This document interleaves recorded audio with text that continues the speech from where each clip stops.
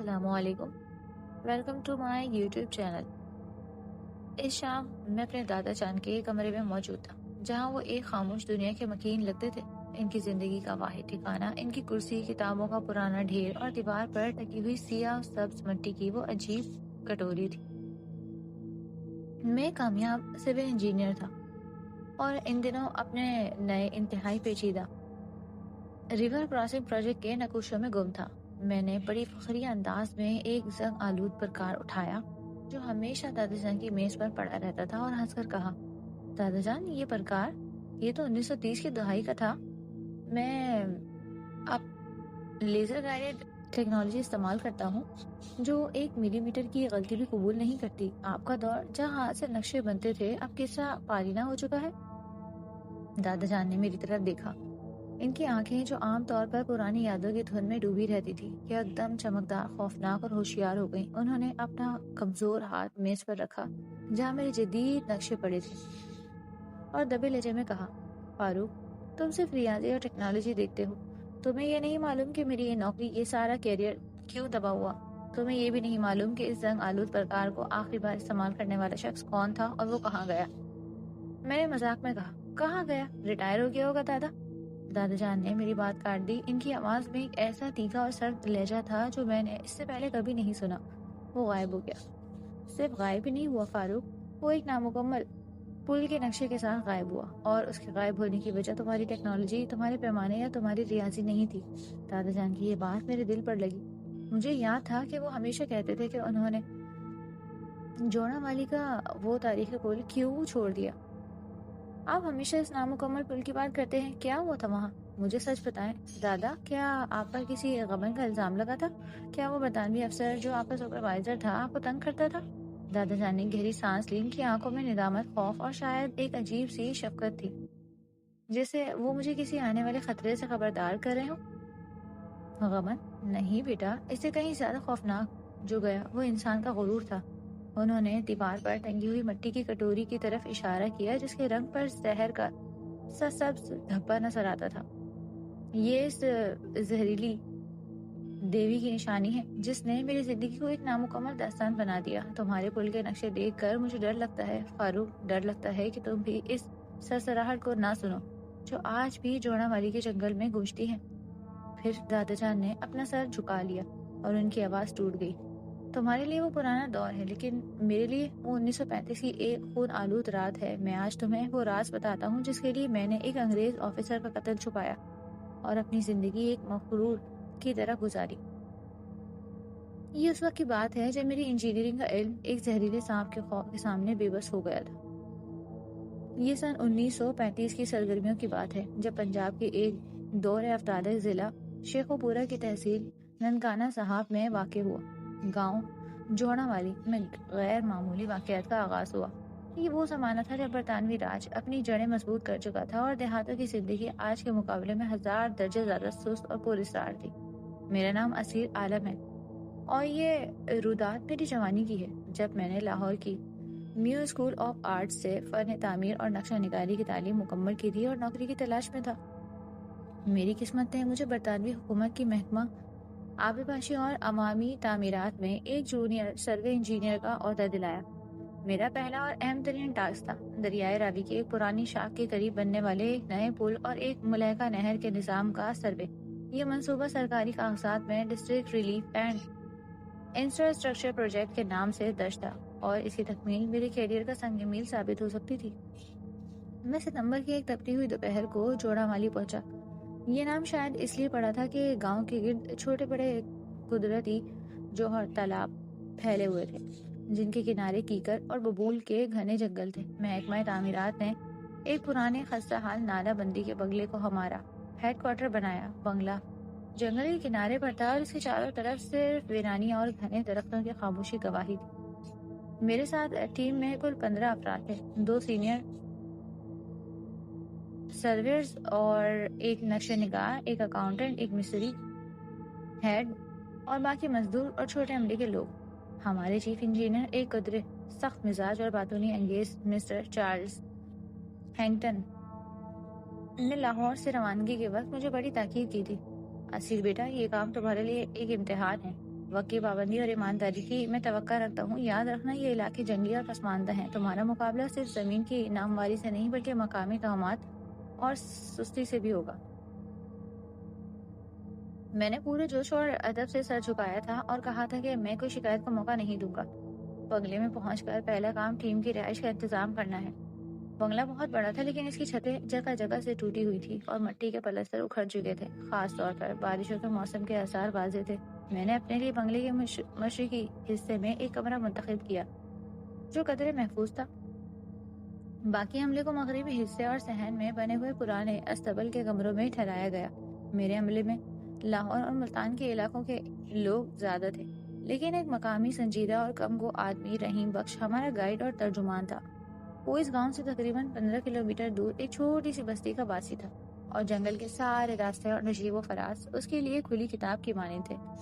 شروع کے 3-4 دن کام ٹھیک ٹھاک چلتا رہا. ہم صبح سویرے سورج نکلنے سے پہلے اپنا ساز و سامان اٹھاتے اور دریائے شاہ کے کنارے پر سروے کے لیے نکل جاتے. یہ علاقہ ایک قسم کا نیم دلدلی جنگل تھا جہاں گھاس اور جھاڑیاں اس قدر گہری تھیں کہ ہر قدم پھونک پھونک کر اٹھانا پڑتا تھا. یہاں جنگلی بلیاں، گیدڑ اور بعض اوقات بھیڑیوں کی موجودگی کا اندیشہ بھی رہتا.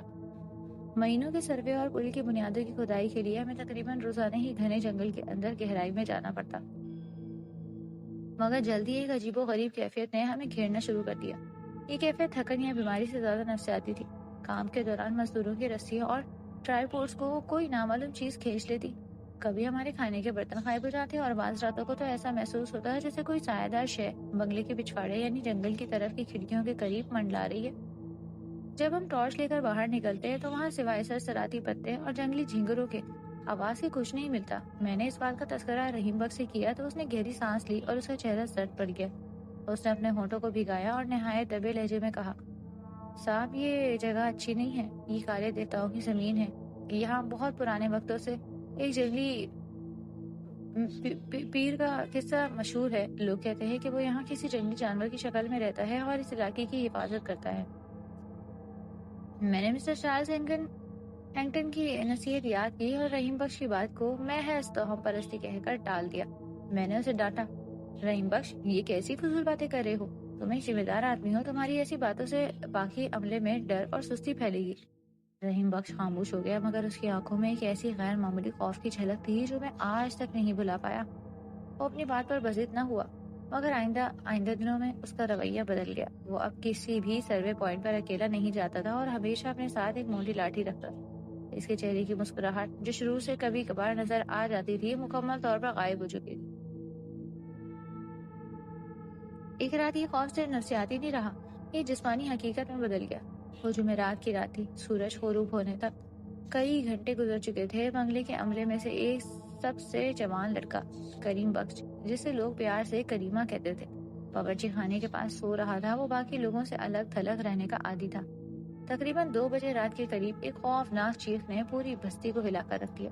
یہ چیخ کسی خوف یا درد کی نہیں بلکہ شدید وحشت کی تھی. میں چونک کر اٹھا اور اپنے بستر سے چھلانگ لگائی. میں نے لیمپ چلایا اور دوڑ کر باورچی خانے کے دروازے تک پہنچا. میری ٹیم کے باقی لوگ بھی جاگ چکے تھے. وہ خوفزدہ حالت میں میرے پیچھے آ کھڑے ہوئے. دروازے کے باہر کریمہ ایک عجیب حالت میں زمین پر گرا پڑا تھا جس کا پورا جسم پسینے سے شرابور تھا اور وہ آنکھیں کھولے بغیر تیز تیز سانس لے رہا تھا. کیا ہوا کریمہ؟ میں نے اسے جھنجھوڑا. بتاؤ کیا دیکھا تم نے؟ وہ ہانپتا رہا. اس کے منہ سے الفاظ نہیں نکل رہے تھے. جب اس نے آنکھیں کھولی تو اس کی آنکھیں سرخ ڈوری سے بھری ہوئی تھی. وہ صرف ایک سمت اشارہ کر رہا تھا، بنگلے کی عقبی دیوار کی طرف. اس نے کانپتے ہوئے ایک ایسا لفظ بولا جو میں نے پہلے کبھی نہیں سنا تھا، وہ ناگن. سارے عملے میں سنسنی پھیل گئی. رحیم بخش آگے بڑھا اور کریمہ کے ماتھے پر ہاتھ رکھا. وہ فوراً بولا، اسے تب لرزا نہیں صاحب، اسے صدمہ لگا ہے. لگتا ہے اس نے کچھ ایسا دیکھا ہے جو اسے نہیں دیکھنا چاہیے تھا. میں نے کریمہ کو اس کے بستر پر لے جانے کا حکم دیا اور سب کو واپس سونے کے لیے بھیج دیا. مگر اس رات کوئی نہیں سویا. لیمپ جلتے رہے اور لوگ خوف کے مارے گروہوں میں بیٹھے رہے. صبح ہوتے ہی میں نے پچھلی دیوار کا معائنہ کیا. دیوار پر کوئی نشان نہیں تھا لیکن دیوار سے ذرا ہٹ کر زمین پر ریت اور کیچڑ کے اندر ایک عجیب نقش نظر آیا. یہ نقش کسی انسان کے پیر کے نشان سے ملتا جلتا تھا لیکن یہ بہت لمبا اور پتلا تھا. اس کے آخر میں 5 نہیں بلکہ صرف 3 انگلیاں تھی. میں نے ان نشانات کو دیکھ کر سروے کا سارا علم جھٹک دیا اور رحیم بخش کو بلایا. یہ کیا ہے؟ میں نے نقش کی طرف اشارہ کیا جو صبح کی اوس اور دھوپ میں قدرے مٹ چکا تھا۔ رحیم بخش کے چہرے پر وہی سردی اور خوف تھا۔ اس نے آنکھیں موندی اور بولا، صاحب یہ بڑے سانپ کے چلنے کے نشان ہیں۔ اس علاقے کے ناگ بہت بڑے ہوتے ہیں، مگر یہ نشان یہ کسی عام ناگ کا نہیں، یہ ناگن کے چلنے کا نشان ہے جو آدھی عورت اور آدھا سانپ ہوتی ہے۔ اب میں برداشت نہ کر سکا اور میں نے غصے میں کہا، رحیم بخش، میں تمہیں تنخواہ اس لیے دیتا ہوں کہ تم میری مدد کرو، اس بے بنیاد افسانوں کو پھیلانے کے لیے نہیں۔ اگر یہ بڑے سانپ کا نشان ہے تو اس کا مطلب ہے کہ یہاں جنگلی زندگی ہے، ہمیں محتاط رہنا ہوگا۔ میں نے وہاں سے وہ نشان ہٹوا دیا اور اس پر مٹی ڈال دی۔ اس دن سروے کے دوران ہمیں ایک اور چیز ملی جس نے میرے منطقی دماغ کو جھنجھوڑ دیا۔ پل کی بنیاد کے لیے مقررہ کردہ جگہ پر کھدائی کے دوران ہمارے مزدوروں کو ایک پتھر کی پرانی سل ملی۔ سل بہت قدیم اور موسمی اثرات سے مٹی میں مدغم ہو چکی تھی۔ جب اسے کھود کر باہر نکالا گیا تو اس پر ایک قدیم اور شکستہ ابھار نظر آیا۔ ابھار میں ایک گول دائرہ بنا ہوا تھا اور اس کے اندر ایک نیم انسانی نیم حیوانی شکل کندہ تھی۔ اس شکل کا نچلا حصہ سانپ کی طرح بل کھاتا ہوا تھا جبکہ اوپری حصے میں ایک ہاتھ جوڑے ہوئے عورت کا دھڑ۔ یہ وہی ناگن تھی جس کا ذکر رحیم بخش کر رہا تھا۔ میں نے فوری طور پر سب کو کام روکنے کا حکم دیا۔ مجھے لگا کہ کہیں ہم کسی قدیم ہندو مندر یا مزار کو خراب نہ کر رہے ہوں۔ رحیم بخش کو پھر بلایا گیا۔ یہ کیا ہے؟ میں نے سیل کی طرف اشارہ کیا۔ وہ دیر تک سیل کو دیکھتا رہا۔ اس کی آنکھیں حیرت اور خوف کا امتزاج تھیں۔ پھر وہ سرگوشی کے انداز میں بولا، صاحب یہ زہریلی دیوی کی سل ہے، یہ کوئی عام مزار نہیں، یہ ان لوگوں کا تکیہ ہے جو سانپوں کی پوجا کرتے تھے۔ روایت ہے کہ اس جگہ جو بھی عمارات کی گئی وہ کبھی مکمل نہیں ہو سکی۔ یہاں کے لوگوں کا ایمان ہے کہ ناگن کو اس کے زمین پر تعمیر پسند نہیں۔ میں نے اس سیل کو احتیاط سے ایک کپڑے میں لپیٹا اور اسے بنگلے کے ایک الگ کمرے میں رکھوا دیا۔ اس دن میں نے فیصلہ کیا کہ مجھے اس معاملے میں اپنی چیف انجینئر مسٹر چارلز ہینگٹن سے بات کرنی پڑے گی۔ مجھے اپنے کام کے لیے مزید وقت اور شاید اضافی سیکیورٹی کی ضرورت تھی۔ میں نے اسی رات ایک لمبی رپورٹ لکھی جس میں میں نے کام میں آنے والی تمام مشکلات کا ذکر کیا، جنگلی جانوروں کا خوف، مزدوروں کی سستی اور پھر رات کے واقعات اور پتھر کی سیل کی دریافت۔ میں نے جان بوجھ کر ناگینی جادو ٹونے کا ذکر نہیں کیا بلکہ اسے مقامی مذہبی حساسیت کے طور پر پیش کیا۔ اگلے روز میں نے ایک تیز رفتار ہر کاری کے ذریعے وہ رپورٹ اور سیل لاہور روانہ کر دی۔ میں نے اپنے عملے کو سختی سے ہدایت کی کہ وہ اس سیل یا ناگن کے بارے میں کوئی بات باہر نہ نکالیں۔ 2 دن بعد مسٹر چارلز ہینگٹن کا جواب آیا۔ وہ صرف ایک صفحے کا مختصر خط تھا اور اس کا انداز انتہائی سرکاری اور سرد تھا۔ پیارے اسیر، تمہاری رپورٹ مل گئی۔ میں یہ سمجھتا ہوں کہ ایک جوان اور محنتی افسر ہونے کے ناطے تمہیں ایسی چھوٹی موٹی مشکلات کا سامنا کرنے کی عادت ڈالنی چاہیے۔ دیہی ہندوستانی عملہ ہمیشہ توہم پرستی کا شکار رہتا ہے۔ تمہیں ایک بڑی برطانوی منصوبے کے سربراہ کے طور پر ان کی ہمت افزائی کرنی چاہیے، نہ کہ ان کے خوف میں اضافہ۔ جہاں تک سیل کا تعلق ہے، وہ قدیم نہیں بلکہ قدیم نظر آنے والی ایک عام پتھر کی تختی ہے۔ اسے ایک میوزیم کی خیراتی پیٹی میں بھیج دیا گیا ہے۔ کام جاری رکھو اور 1 ہفتے کے اندر مجھے پیش رفت کی رپورٹ دو۔ میں تمہارے خرچے اور وقت میں 1 پائی کا اضافہ نہیں کر سکتا۔ یہ وقت دلچسپی کا نہیں، نتائج کا ہے۔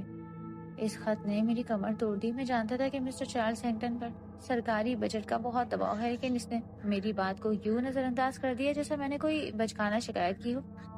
میں نے رحیم بخش کو سیل کے غائب ہونے کے بارے میں بتایا اور وہ مسکرایا، ایک تلخ پر اسرار مسکراہٹ۔ اس نے میرے قریب آ کر سرگوشی کی، صاحب آپ نے ناگن کو ناراض کر دیا ہے۔ اس نے اپنے گھر سے ایک نشانی بھیجی تھی اور آپ نے وہ نشانی اس کے پاس سے لے کر دور پھینک دی، اور اب وہ خاموش نہیں رہے گی۔ زہر کی چھاؤں اب یہاں مستقل رہے گی۔ رحیم بخش کی یہ بات اگلے ہی دن سچ ثابت ہو گئی۔ اگلے دن جب میں صبح سویرے اپنی ٹیم کے ساتھ کام پر جانے کے لیے تیار ہو رہا تھا تو میرا اکاؤنٹنٹ کرپا رام، جو ایک سیدھا سادہ ڈرپوک ہندو آدمی تھا، میرے پاس آیا۔ اس کے ہاتھ کانپ رہے تھے اور آنکھوں میں آنسو تھے۔ صاحب میرا سامان، میرا بستہ غائب ہے، اس نے ہکلاتے ہوئے کہا۔ بستے میں کرپا رام کا ذاتی سامان، اس کی تھوڑی سی جمع پونجی اور سب سے اہم پروجیکٹ کی تمام مالی کاغذات اور رسیدیں تھیں، جن کی جانچ پڑتال اگلے ہفتے لاہور میں ہونی تھی۔ میں نے فوری طور پر سارے عملے کو جگایا اور تلاشی شروع کی۔ ہم نے پورے بنگلے کا کونا کونا چھان مارا، ایک ایک جھاڑی کو دیکھا، مگر بستے کا کوئی نشان نہیں ملا۔ جب ہم تلاش میں ناکام رہے تو رحیم بخش میرے پاس آیا اور ایک بار پھر اپنے آن ہونے کی یقین کا اظہار کیا۔ انہوں کی یقین کا اظہار کیا۔ صاحب وہ چور نہیں ہے، وہ خود آئی اور لے گئی۔ میں نے اس بار بھی اسے خاموش کرا دیا، مگر میرے اندر ایک خوف کی لہر دوڑ گئی۔ اگر یہ بستے مسٹر چارلز ہینگٹن تک نہ پہنچے تو میری نوکری تو جائے گی ہی، مجھے غبن کے الزام کا بھی سامنا کرنا پڑ سکتا ہے۔ یہ صرف توہمات نہیں تھی، اب یہ میرے کیریئر اور میری زندگی کا مسئلہ تھا۔ اس شام میں نے فیصلہ کیا کہ اب مجھے سخت اقدامات اٹھانے پڑیں گے۔ میں نے فوری طور پر 2 گارڈز اکبر خان اور میرا ذاتی ملازم شفیق کو حکم دیا کہ وہ ساری رات بنگلے کے گرد مسلح پہرا دے۔ میں نے جنگل کی طرف کی تمام کھڑکیاں کیلوں سے ٹھونک کر بند کر دی اور ہر کمرے میں لیمپ کو ساری رات چلتا رہنے کا حکم دیا۔ اس رات میں خود ایک چھوٹی سی میز پر بیٹھا چائے پی رہا تھا اور پچھلے ہفتے کے واقعات کو ترتیب دینے کی کوشش کر رہا تھا۔ کرپا رام میرے ساتھ سامنے ایک کرسی پر بیٹھا رو رہا تھا۔ صاحب اب کیا ہوگا؟ میری ساری کمائی اس میں تھی، اس میں لاہور جا کر کیا کہوں گا؟ میں نے اسے حوصلہ دیا اور کہا کہ وہ اس کی فکر نہ کرے، میں خود تمام کاغذات کو دوبارہ ترتیب دوں گا اور ایک نیا بستہ بناؤں گا۔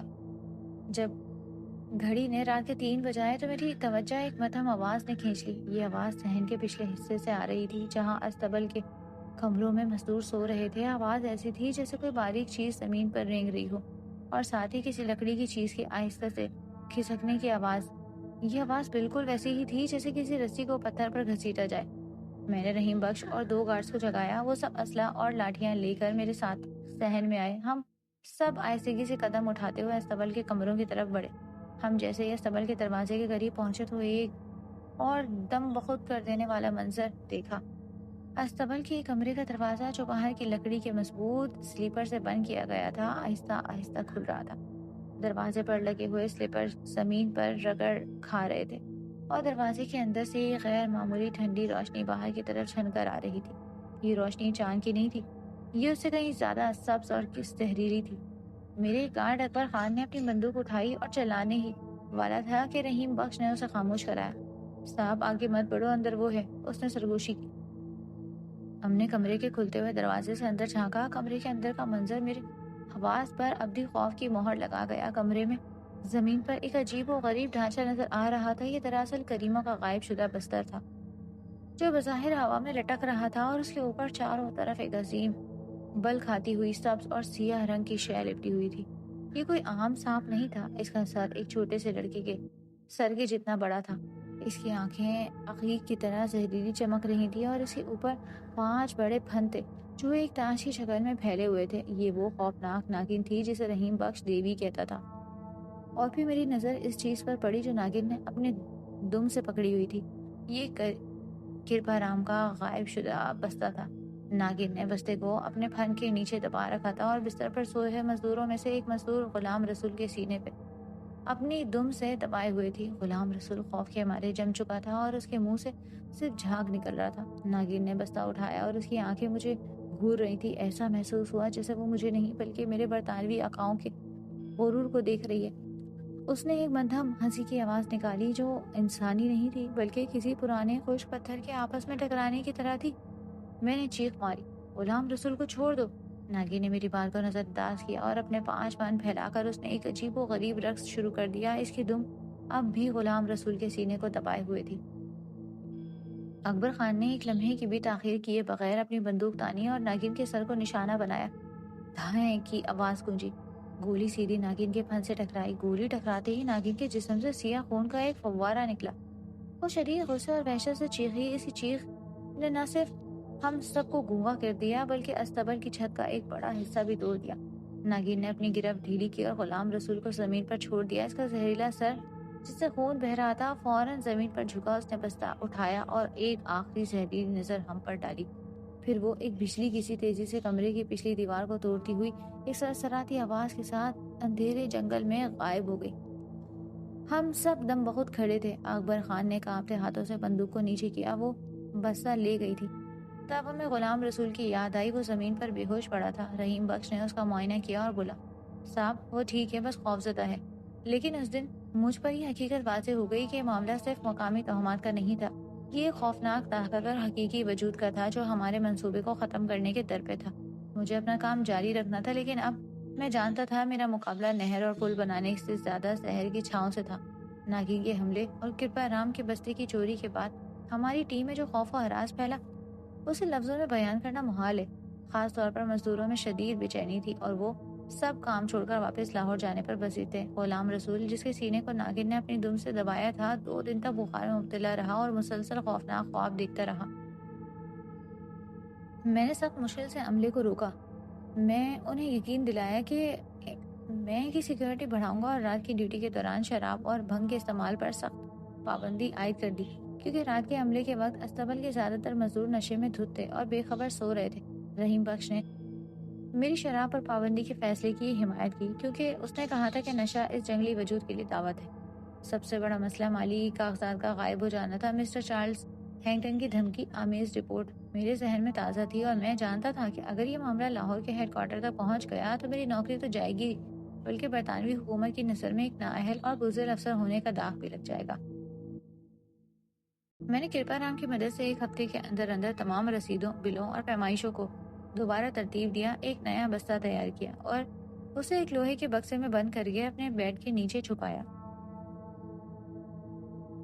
मैंने दिन रात काम की रफ्तार बढ़ा दी। मुझे लगता था कि अगर हम पुल की बुनियादें तेजी से खोद दें और इस पर कंक्रीट का काम शुरू कर दें तो ये नागिन, ये जो भी वो बला थी, हमारे रास्ते से हट जाएगी। हमने जंगल के एक और हिस्से में सर्वे शुरू किया जो पहले वाले मकाम से कदरे बुलंद और पहाड़ी चट्टानों पर मुश्तमिल था। यहाँ की जमीन पथरीली थी, जिसकी वजह से पुल की तामीर मुश्किल हो सकती थी, मगर ये इलाका कदरे कम जंगली था और वहाँ नागिन के छुपने की जगहों का इम्कान कम था। इस नए मकाम पर हमारा काम सिर्फ चंद घंटे ही चला था कि हमें एक नई मुश्किल का सामना करना पड़ा। पथरीली जमीन की वजह से खुदाई का काम बहुत सुस्त रवि से हो रहा था। मिस्त्री हेड ने मशवरा दिया कि अगर हम बारूद या डायनामाइट का इस्तेमाल करके चट्टानों को तोड़ें तो काम तेजी से हो सकता है। बारूद सिर्फ लाहौर के मेन स्टोर में होता था और इसके लिए मिस्टर चार्ल्स हैंगटन की खुसूसी इजाज़त दरकार थी। मैंने दोबारा एक तफसीली खत लिखा जिसमें मैंने ज़मीन की सख्त नौयत और वक्त की किल्लत का हवाला दिया और बारूद की एक महदूद मिकदार फराहम करने की दरख्वास्त की। मैंने जानबूझकर नागिन के वाक़यात का जिक्र नहीं किया, सिर्फ तकनीकी वजूहात बताई। मुझे लाहौर से जवाब आने में 3 दिन लग गए। मिस्टर हैंगटन ने बारूद देने की इजाज़त तो दे दी, लेकिन ख़त में एक गैर मुतवक्का हुक्म भी शामिल था। प्यारे असीर, तुम्हारी बारूद की दरख्वास्त मंजूर कर ली गई है, लेकिन काम को तेज़ करने और तुम्हारी जंगली तोहम परस्ती पर काबू पाने के लिए मैं तुम्हारे साथ एक खुसूसी अफसर को तैनात कर रहा हूँ। ये officer captain Edward Blackwood royal engineer से है और इसे बारूदी मवाद और मुश्किल इलाकों में काम करने का तजुर्बा है। इसकी मौजूदगी से तुम्हारी रिपोर्टें भी जल्द अज जल्द मुकम्मल हो सकेंगी। कैप्टन ब्लैकवुड का कल शाम तक तुम्हारे हेडक्वार्टर पहुंच जाएगा। इसे मुकम्मल ताउन फराम करना। ये खबर मेरे लिए एक धचका थी। कैप्टन ब्लैकवुड का आना दरअसल ये जाहिर करता था कि मिस्टर हैंगटन को मेरी अहलियत पर एतमाद नहीं रहा और अब वो किसी बरतानवी अफसर के जरिए काम को निगरानी में करवाना चाहते हैं। मैं जहरीली छाँव से निमट रहा था और अब मेरे सर पर एक अंग्रेज सुपरवाइजर भी आ बैठा। दूसरे दिन शाम को कैप्टन एडवर्ड ब्लैकवुड बंगले पहुंचा और एक मजबूत जिस्म, सुर्ख चेहरे और सख्त आंखों वाला फौजी अफसर था। वो अपने साथ एक भारी चमड़े का ब्रीफकेस और एक फौजी सिक्योरिटी गार्ड लाया था जिसका नाम यूसुफ खान था। ब्लैकवुड ने आते ही बंगले का एक तफसीली मुआयना किया और हम हर अमले से सख्ती से सवालात किए, बिल्कुल एक फौजी तफ्तीशकार की तरह।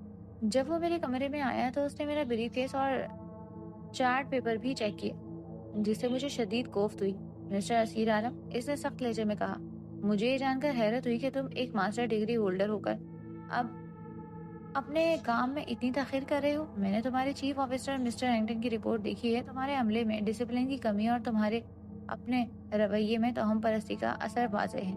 मैंने इज्जत से जवाब दिया, सर, इस इलाके में कुछ गैर मामूली वाक़यात पेश आए हैं। गैर मामूली? वो हंसा। इसकी हंसी में तज़हीक थी। ये तुम्हारे हिंदुस्तानी जहन की पैदावार है। यहाँ बड़े सांप होते होंगे, लेकिन कोई आधी औरत आधे सांप नहीं होता। मैं यहाँ तुम्हारे फजूल किस्सों को सुनने नहीं आया, मैं यहाँ काम मुकम्मल करवाने आया हूँ। मैंने उसके सामने नागिन के हमले, बस्ता चोरी होने और करीमा को पड़ने वाले सदमे का जिक्र किया, मगर उसने मेरी एक बात पर भी यकीन नहीं किया। मिस्टर असीर, तुम एक काबिल इंजीनियर हो, मगर तुम्हें हकीकत और ख्वाब में फ़र्क करना चाहिए। रात को यहाँ से भंग और शराब की बदबू आती है। तुम्हारे मजदूर रात को ख्वाब देखते हैं और तुम उसे जहरीली देवी का नाम देते हो। उसने अपनी बात ख़त्म की और मेरे कमरे के बाहर खड़े अपने सिक्योरिटी गार्ड यूसुफ खान को आवाज़ दी, यूसुफ, आज रात से तुम्हारी ड्यूटी इस बंगले के गिर्द है। अगर कोई चीज़ गैर मामूली नजर आए तो पहले उसे गोली से मारना, फिर मुझे इतला देना। ये जंगली इलाका है और हमें जंगली तरीकों से निमटना होगा। ब्लैकवुड की आमद से मेरे लिए सूरत हाल मजीद पेचीदा हो गई थी। وہ نہ صرف میرا سپروائزر تھا بلکہ میری صلاحیتوں کا کھلا مذاق بھی اڑا رہا تھا۔ بارود کے آنے کے ساتھ ہی کام میں تیزی آ گئی۔ بلیک ووڈ نے نہایت فوجی انداز میں چٹانوں کو توڑنے کا انتظام کیا۔ اس کی نگرانی میں مزدوروں نے خوف کے مارے تیزی سے کام کرنا شروع کر دیا۔ شام کے 6 بجے تک چٹانوں کی صفائی ہو چکی تھی اور اب پل کی پہلی پائلنگ کا مرحلہ شروع ہونے والا تھا۔ بلیک ووڈ نے فیصلہ کیا کہ وہ اور اس کا گارڈ یوسف خان میری ٹیم سے الگ بنگلے کے ایک الگ کمرے میں رہیں گے۔ رات کو کھانا کھانے کے بعد بلیک ووڈ نے میرے اپنے کمرے میں بلایا۔ وہ ایک وسکی کا گلاس ہاتھ میں لیے بیٹھا تھا اور اس کے چہرے پر فتح مندی کا تاثر تھا۔ مسٹر اسیر، اس نے وسکی کا ایک گھونٹ لیا، تمہیں معلوم ہے میں تم جیسے پڑھے لکھے ہندوستانیوں سے بہت امیدیں رکھتا ہوں، لیکن تمہاری توہم پرستی تمہارے راستے میں رکاوٹ ہے۔ اس ساری کہانی کو بھول جاؤ، کل سے ہم صبح 6 بجے کام شروع کریں گے۔ تمہاری فائلنگ کا کام 15 دن میں مکمل ہونا چاہیے ورنہ تمہاری رپورٹ خراب ہو جائے گی۔ میں نے جھک کر یس سر کہا اور واپس اپنے کمرے میں آ گیا۔ میں نے رحیم بخش کو دیکھا، وہ دروازے کے باہر بیٹھا ایک گہری تشویش میں مبتلا تھا۔ کیا ہوا رحیم بخش؟ صاحب مجھے یہ انگریز اچھا نہیں لگتا، یہ بہت مغرور ہے، یہ زہریلی دیوی کو نہیں پہچانتا، یہ اپنی طاقت کے نشے میں ہے۔ اب ہم کیا کر سکتے ہیں رحیم بخش، ہمیں اس کی بات ماننی پڑے گی۔ رحیم بخش نے سرگوشی کی۔ صاحب ناگن نے ہمیں ایک اور نشانی بھیجی ہے۔ میں نے چونک کر اسے دیکھا۔ کیا کہہ رہے ہو؟ کہاں ہے نشانی؟ رحیم بخش نے مجھے خاموشی سے بنگلے کے پیچھے حصے جہاں پچھلی رات ناگن دیوار توڑ کر غائب ہوئی تھی اس کی طرف چلنے کا اشارہ کیا۔ میں اور رحیم بخش لیمپ کی مدھم روشنی میں اس ٹوٹی ہوئی دیوار کے پاس گئے۔ وہاں زمین پر جہاں ناگن رینگتی ہوئی غائب ہوئی تھی ایک چھوٹی سی کٹوری رکھی ہوئی تھی۔ کٹوری مٹی کی تھی اور بہت پرانی لگ رہی تھی، اس سبز رنگ کی مٹی سے بنی تھی جس کا ذکر رحیم بخش نے کیا تھا۔ رحیم بخش نے کٹوری کو ہاتھ لگائے بغیر مجھے کہا، صاحب یہ کٹوری ہے جس میں تقدس کا دودھ رکھا جاتا ہے، مگر یہ اب خالی ہے۔ میں نے جھک کر کٹوری کو دیکھا، وہ واقعی خالی تھی، لیکن اس کے اندر کا حصہ ایک سیاہ اور گہرے رنگ سے بھرا ہوا تھا، جیسے کوئی خوش زہر ہو۔ اس کا کیا مطلب ہے؟ میں نے پوچھا۔ اس کا مطلب ہے کہ ناگن نے آپ کو آخری وارننگ دی ہے۔ پہلے وہ نشانی لے گئی، یعنی کام کے کاغذات، اب اس نے تقدس کو ہٹایا ہے، یعنی یہاں سے امن و سکون ختم کر دیا۔ یہ وہ خالی جگہ ہے جہاں اب وہ اپنے انتقام کا زہر بھرے گی۔ میں اس توہم پرستی پر یقین نہیں کرنا چاہتا تھا، مگر پچھلے واقعات مجھے مجبور کر رہے تھے کہ میں رحیم بخش کی بات کو سنجیدگی سے لوں۔ میں نے وہ کٹوری بھی اٹھا لی اور اسے لوہے کے بکسے میں کرپا رام کے نئے بستے کے پاس رکھ دیا۔ یہ سب کچھ اس رات ہوا جب کیپٹن بلیک ووڈ نے ہمیں اگلے دن سے کام تیز کرنے کا حکم دیا تھا۔ اگلے دن صبح سویرے کیپٹن بلیک ووڈ نے واقعی فوجی ڈسپلن دکھایا۔ 6 بجے سے پہلے ہی اس نے سارے عملے کو جگا دیا اور انہیں نئی فائلنگ سائٹ کی طرف لے گیا۔ میں نے اپنی ٹیم کو ہدایت کی کہ وہ بہت احتیاط سے کام کریں اور خاص طور پر پتھروں اور چٹانوں کے نیچے کوئی بھی چیز ملے تو مجھے اطلاع دیں۔ دن بھر کام میں رکاوٹ نہیں آئی۔ بلیک ووڈ کی سخت نگرانی کی وجہ سے مزدور چپ چاپ کام کرتے رہے اور شام تک ہم نے پل کی بنیاد کے لیے درکار آدھی کھدائی مکمل کر لی۔ بلیک ووڈ خوش تھا اور مجھے پہلی بار لگا کہ شاید رحیم بخش کی باتیں واقعی توہم پرستی ہیں۔ جب سورج غروب ہو رہا تھا تو ہم سب واپس بنگلے کی طرف جا رہے تھے تو کیپٹن بلیک ووڈ نے غرور سے کہا، دیکھا مسٹر اسیر، یہ تمہاری زہریلی دیوی تمہارے فوجی ڈسپلن کے سامنے کیسے غائب ہو گئی؟ یہ سب تمہارے مزدوروں کے سست دماغ کا کھیل تھا۔ میں نے خاموشی سے سر ہلایا، میں نہیں چاہتا تھا کہ وہ مزید تصدیق کرے، لیکن اس رات زہر کی چھاؤں نے ایک ایسا وار کیا جس نے نہ صرف میرے منصوبے بلکہ پوری ہستی کے امن کو تباہ کر دیا۔ رات کا کھانا کھانے کے بعد کیپٹن بلیک ووڈ اپنے کمرے میں چلا گیا اور میں اپنے کمرے میں بیٹھا اگلے دن کی ڈرائنگز پر کام کر رہا تھا۔ عملہ تھکا ہوا تھا اور لیمپ کی ہلکی روشنی میں فوراً سو گیا۔ تقریباً 1 بجے رات کے قریب ایک انتہائی خوفناک دل دہلا دینے والی چیخ نے پورے بنگلے کو ہلا کر رکھ دیا۔ یہ چیخ کسی انسان کی نہیں تھی بلکہ کسی زخمی جانور کی چیخ لگ رہی تھی جو گہری اذیت میں مبتلا ہو۔ میں چونک کر اٹھا اور اپنے کمرے کا دروازہ کھولا۔ باہر صحن میں مکمل اندھیرا تھا۔ میرے سارے عملے کے لوگ جاگ چکے تھے اور خوف کے مارے اپنے بستروں پر دبکے بیٹھے ہوئے تھے۔ کیا ہوا؟ میں نے چیخ کر پوچھا۔ صاحب وہ آواز وہ جنگل کی طرف سے آئی ہے۔ رحیم بخش کی آواز لرز رہی تھی۔ ہم سب نے دھیان سے سنا، اب کوئی آواز نہیں آ رہی تھی، صرف رات کی گہری خاموشی تھی۔ میں نے اکبر خان اور شفیق کو جگایا اور لیمپ لے کر باہر نکلا۔ ہمیں لگا کہ کوئی جنگلی جانور کسی چھوٹے موٹے شکار پر حملہ کر رہا ہے۔ کیپٹن بلیک ووڈ کہاں ہے؟ میں نے پوچھا۔ وہ اپنے کمرے میں ہے، اکبر خان نے کہا۔ ہم کیپٹن بلیک ووڈ کے کمرے کی طرف بڑھے۔ دروازہ باہر سے بند تھا اور اندر سے کوئی روشنی نہیں آ رہی تھی۔ میں نے دروازہ کھٹکھٹایا۔ سر، کیپٹن بلیک ووڈ، کیا آپ ٹھیک ہیں؟ کوئی جواب نہیں ملا۔ میں نے زور سے دستک دی مگر اندر سے خاموشی تھی۔ اب میرے دل کی دھڑکن تیز ہو چکی تھی۔ میں نے اکبر خان کو حکم دیا کہ دروازہ توڑ دے۔ اکبر خان نے ایک ہی زوردار دھکے سے لکڑی کے دروازے کے پٹ توڑ دیے۔ اندر کا منظر دیکھ کر میرے حلق سے ایک دبی ہوئی چیخ نکلی۔ کمرے کے فرش پر کیپٹن بلیک ووڈ کا سیکورٹی گارڈ یوسف خان ایک عجیب حالت میں پڑا ہوا تھا، جس کے جسم پر موت کی سی ٹھنڈک چھا چکی تھی اور اس کی آنکھیں چھت کو گھور رہی تھیں، جن میں ایک شدید خوف کا تاثر تھا۔ اس کے جسم پر تشدد کا کوئی نشان نہیں تھا سوائے ایک چیز کے۔ اس کی گلی کے دائیں طرف ایک چھوٹا سا سوراخ تھا، بالکل سوئی کی نوک کے برابر، اور اس سوراخ کے گرد کالے اور نیلے رنگ کا ایک گہرا حلقہ بن چکا تھا۔ یہ ناگن کا زہریلا ڈسا ہوا تھا۔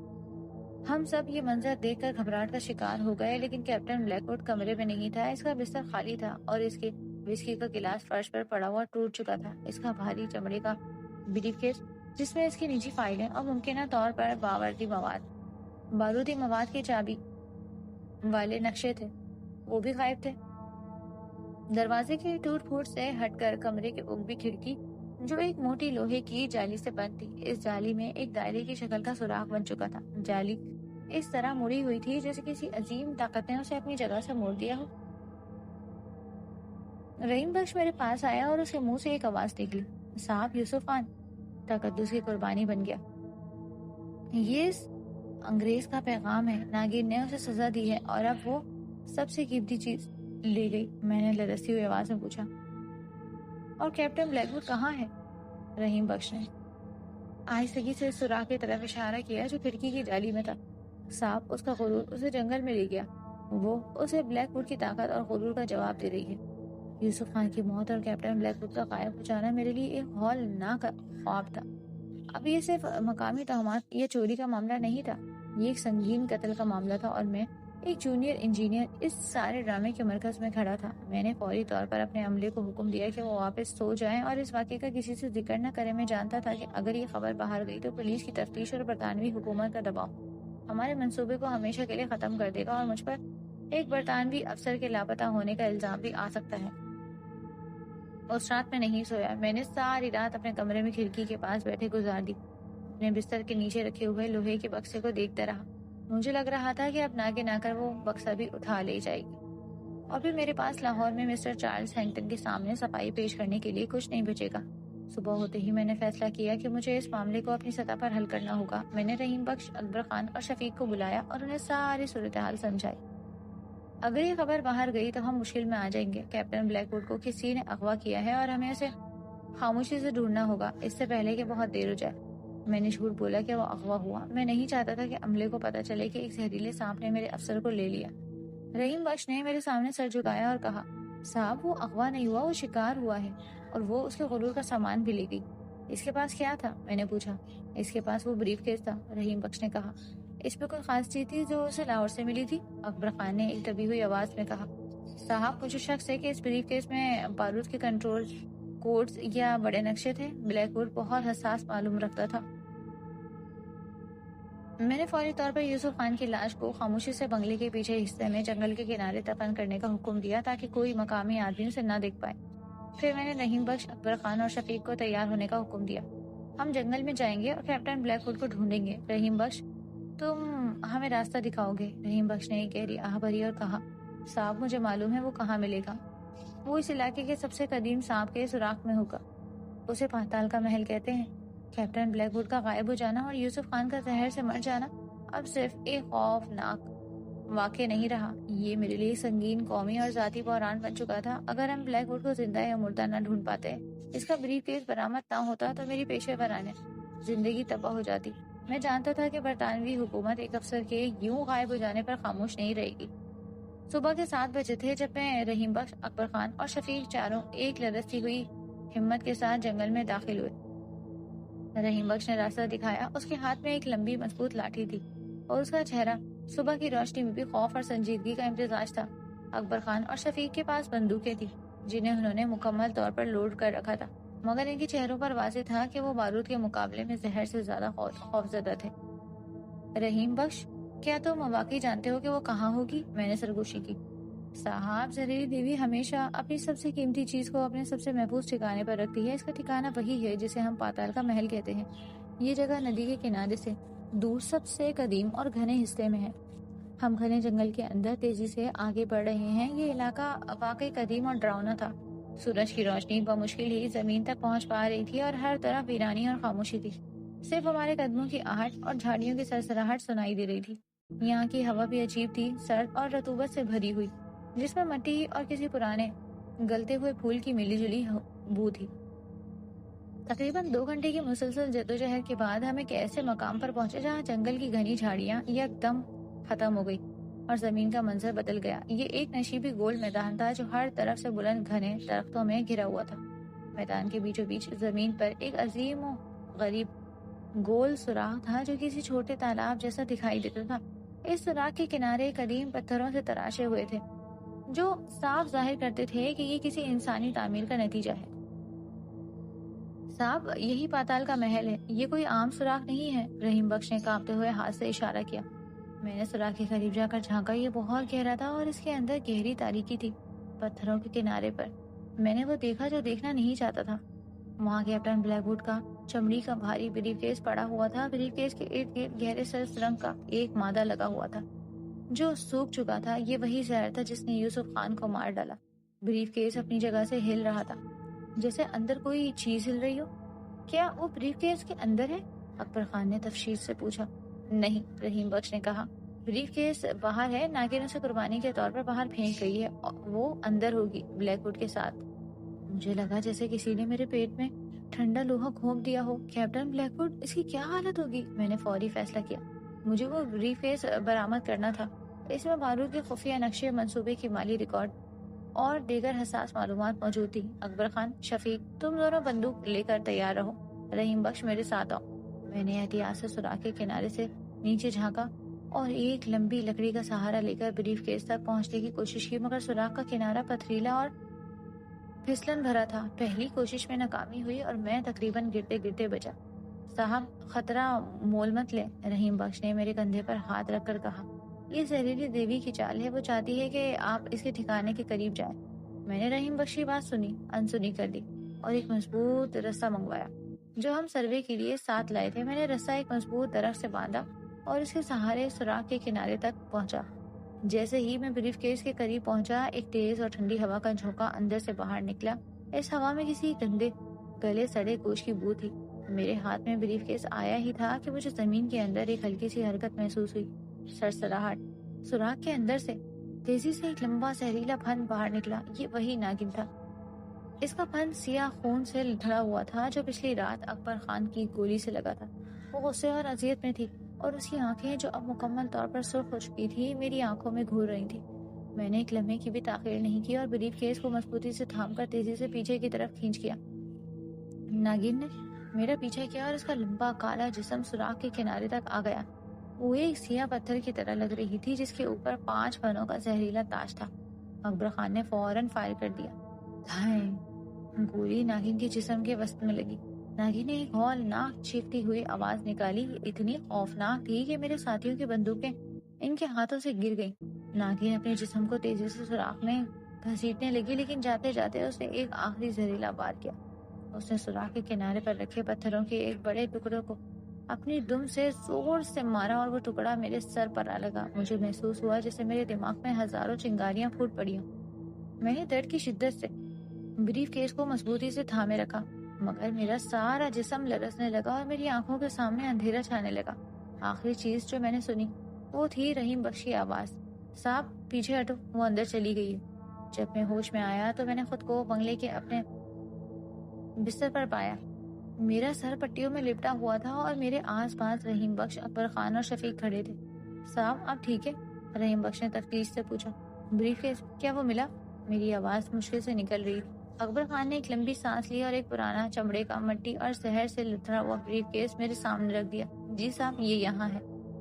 میں نے فوری طور پر چابی سے بریف کیس کھولا. اندر کیپٹن بلیک ووڈ کی تمام فائلیں، نقشے اور حساس کاغذات موجود تھے. بریف کیس کی طاقتور چمڑے کی باڈی نے انہیں نقصان سے بچایا تھا. یہ سب سے اہم تھا. کم از کم اب میں لاہور میں کچھ صفائی دے سکتا تھا. اور بلیک ووڈ؟ رحیم بخش نے آہستگی سے کہا. صاحب، ہم نے پتال کے سوراخ کے پاس مزید تلاش کی. وہاں کیپٹن بلیک ووڈ کا خالی لباس ملا جسے ناگن نے زہر کی چھاؤں میں لپیٹ دیا. اس کے جسم کا کوئی حصہ نہیں ملا. وہ پاتال کے محل کی زینت بن گیا. میں نے اپنی آنکھیں بند کر لی. برطانوی حکومت کا ایک افسر، ایک فوجی کیپٹن، محض ایک زہریلے سانپ کی حملے میں غائب ہو گیا تھا اور میں اسیر عالم جو ایک پل کی تعمیر کے لیے آیا تھا اب ایک خوفناک راز کا امین بن چکا تھا۔ اس واقعے کے بعد مجھے معلوم تھا کہ اب ہم مزید کام نہیں کر سکتے۔ یہ جگہ معلوم ہو چکی تھی اور ناگن کو ناراض کرنے کا نتیجہ سامنے آ چکا تھا۔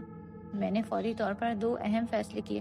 پہلا، میں نے ایک انتہائی مختصر اور مبہم رپورٹ تیار کی۔ رپورٹ میں میں نے لکھا، کیپٹن ایڈورڈ بلیک ووڈ اپنی ناگہانی بیماری اور موسمی حالات کی وجہ سے پروجیکٹ سے دستبردار ہو گئے ہیں اور انہیں لاہور واپس بھیجا جا رہا ہے۔ ان کا بریف کیس اور تمام حساس کاغذات محفوظ ہیں اور میں انہیں لے کر لاہور آ رہا ہوں۔ میں نے زمین کی سخت نوعیت اور مقامی افرادی قوت کی شدید کمی کی وجہ سے کام کو عارضی طور پر روکنے کا فیصلہ کیا ہے۔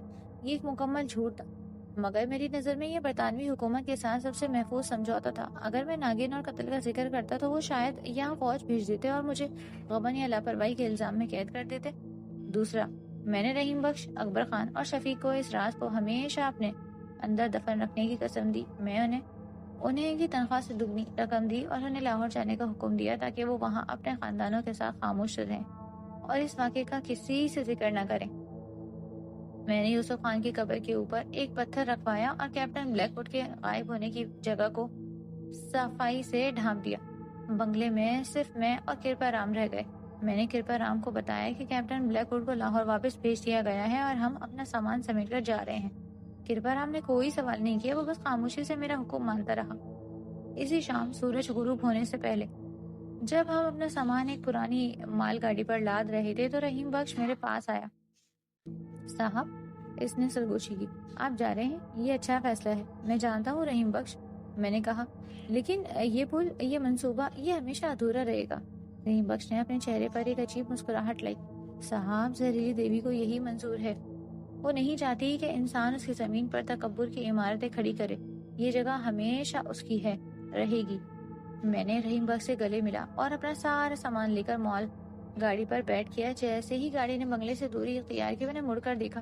ویران بنگلہ جیسے شام کی سیاہ روشنی میں جنگل نے اپنی لپیٹ میں لے لیا تھا، بہت خوفناک لگ رہا تھا۔ اور پھر میں نے وہ دیکھا جو میرے دل کو ہمیشہ کے لیے خوف اور ندامت میں مبتلا کر گیا۔ بنگلے کی سب سے اونچی چھت پر، جہاں سے میں نے پہلی بار ناگن کے چلنے کا نشان دیکھا تھا، ایک عظیم سیاہ سایہ موجود تھا۔ وہ ناگن تھی، وہی فاتحانہ انداز میں چھت پر بیٹھی تھی اور آہستہ آہستہ اپنا سر جھکا رہی تھی۔ مجھے ایسا لگا جیسے وہ مجھے الوداعی سلام کر رہی ہو یا شاید اپنی فتح کا جشن منا رہی ہو۔ اس کی آنکھیں شام کی تاریکی میں بھی سرخ اور زہریلی چمک رہی تھی۔ میں نے آنکھیں بند کر لی۔ یہ منصوبہ ختم ہو چکا تھا، میری بے گناہی خطرے میں تھی اور میں اپنے کندھوں پر ایک برطانوی افسر کے قتل کا راز لیے لاہور جا رہا تھا۔ لاہور پہنچنے کے بعد میں نے مسٹر چارلز ہینگٹن کو بریف کیس اور جھوٹی رپورٹ پیش کی۔ حیرت کی بات یہ ہے کہ ہینگٹن نے اطمینان کا اظہار کیا۔ اسے کیپٹن بلیک ووڈ کے غائب ہونے کی وجہ سے کوئی پریشانی نہیں ہوئی، بلکہ اسے خوشی ہوئی کہ اس کا بارود کا سامان واپس آ گیا اور مالی کاغذات محفوظ تھے۔ بلیک ووڈ ایک سرکش افسر تھا، شاید وہ جنوبی افریقہ کے کسی دوسرے پروجیکٹ میں شامل ہو گیا ہوگا، ہینگٹن نے بے پرواہی سے کہا، اور اس نے میری رپورٹ پر دستخط کر دیے۔ میں نے کسی سے اس زہریلی دیوی کا ذکر نہیں کیا۔ وہ راز میرے دل میں ایک سرد خوفناک بوجھ بن کر رہ گیا۔ میں نے یہ نوکری چھوڑ دی اور ہمیشہ کے لیے فن تعمیر سے دوری اختیار کر لی۔ میں لاہور میں ایک معمولی کتابوں کا پبلشر بن گیا، لیکن زہر کی چھاؤں ہمیشہ میرے ساتھ رہی۔ ہر رات خواب میں مجھے وہ سرسراہٹ اور ہولناک چیخ سنائی دیتی تھی جو یوسف خان نے آخری بار نکالی تھی۔ سالوں بعد میں نے شیخ پورہ کے پرانے باشندوں سے سنا کہ جوڑا والی کا وہ علاقہ آج بھی ویران ہے۔ کسی نے بھی وہاں پل بنانے کی ہمت نہیں کی۔ رات کو وہاں سے آج بھی کسی عورت کے رونے اور کسی عظیم سانپ کے چلنے کی آوازیں آتی ہیں۔ یہ کہانی ہمیشہ ایک راز رہی جو صرف میں، رحیم بخش اور وہ زہریلی دیوی جانتے تھے۔ میں نے اپنی بقیہ زندگی امن اور خاموشی میں گزاری، لیکن اس زہریلی دیوی کے انتقام کی یادیں مجھے آج بھی ذہنی دباؤ میں مبتلا کرتی ہیں۔